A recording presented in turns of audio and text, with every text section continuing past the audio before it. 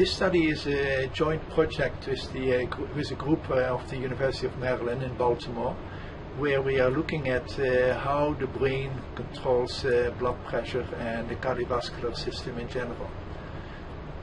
In this particular study, we show that the brain can control sympathetic activity not just by increasing the firing rate of the nerves, but also by releasing a hormone that acts directly on the blood vessels and thereby makes the blood vessels more sensitive for the same amount of sympathetic stimulation. That makes the overall system more effective, and from that point of view that is useful.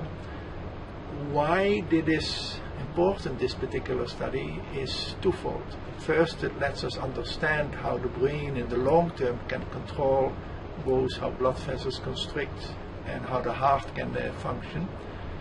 But as important, it can help us come up with new approaches to the treatment of heart failure and high blood pressure. The current medications that we have to block the sympathetic nervous system are effective, but are associated with quite a bit of side effects in many people, such as fatigue, depression, dizziness on standing, erectile dysfunction.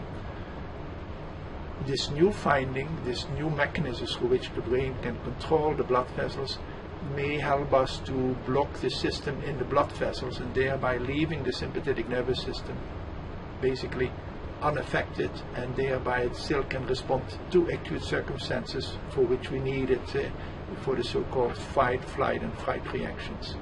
So we can separate out the acute effects from the chronic effects.